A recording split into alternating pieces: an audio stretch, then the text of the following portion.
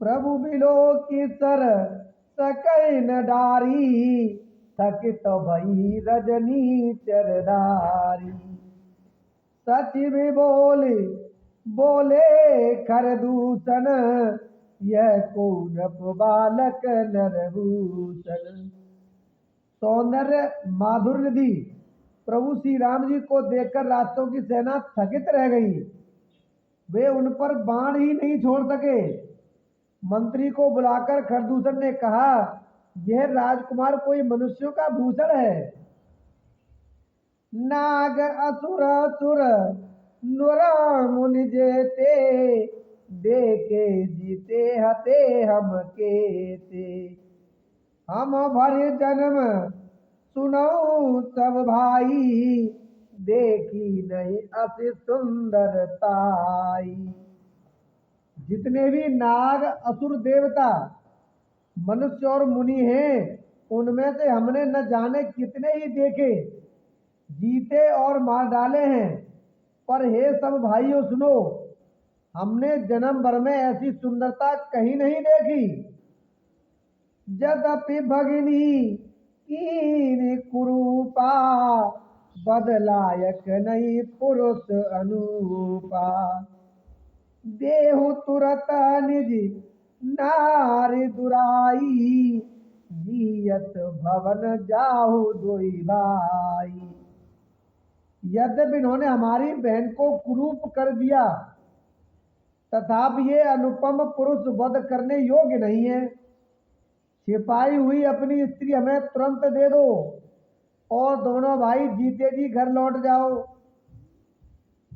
मोर कहा तुम ताहि सुनावऊ, तासु बचन सुनि आतुर आवऊ।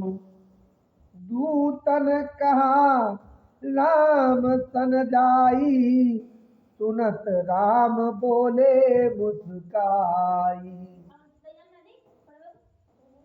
मेरा यह कथन तुम लोग उसे सुनाओ और उसका वचन उत्तर सुनकर शीघ्र आओ। दूतों ने जाकर यह संदेश श्री राम जी से कहा। उसे सुनते ही श्री रामचंद्र जी मुस्कुराकर बोले, हम क्षत्रिय मृगया बन करही, तुमसे खल मृग खोजत फिरही।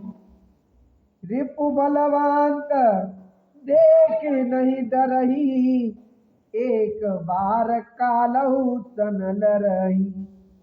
हम क्षत्रिय हैं, वन में शिकार करते हैं और तुम्हारे शरीर के दुष्ट पशुओं को तो ढूंढते ही फिरते हैं। हम बलवान शत्रु को देखकर नहीं डरते, लड़ने को आवे तो एक बार तो हम काल से भी लड़ सकते हैं। यद्यपि अनुज धनुज कुल घालक, मुनि पालक खल तालक बालक। जो न होई बल गिरे फिर जाहू, समर विमुख में हतऊ न काहू। यद्यपि हम मनुष्य हैं, परंतु दैत्य कुल का नाश करने वाले और मुनियों की रक्षा करने वाले हैं। हम बालक हैं, परंतु हैं दुष्टों को दंड देने वाले। यदि बल न हो तो घर लौट जाओ। संग्राम में पीठ दिखाने वाले किसी को मैं नहीं मारता। रन चढ़ करिय कपट चतुराई, रिपु पर कृपा परम कदराई। दूतन जाय तुरत सब कहू, सुनि खरदूषण उराति दयऊ। रण में चढ़ आकर कपट चतुराई करना और शत्रु कृपा करना, दया दिखाना तो बड़ी भारी कायरता है। दूतों ने लौटकर तुरंत सब बातें कही, जिन्हें सुनकर खरदूषण हृदय अत्यंत जल उठा।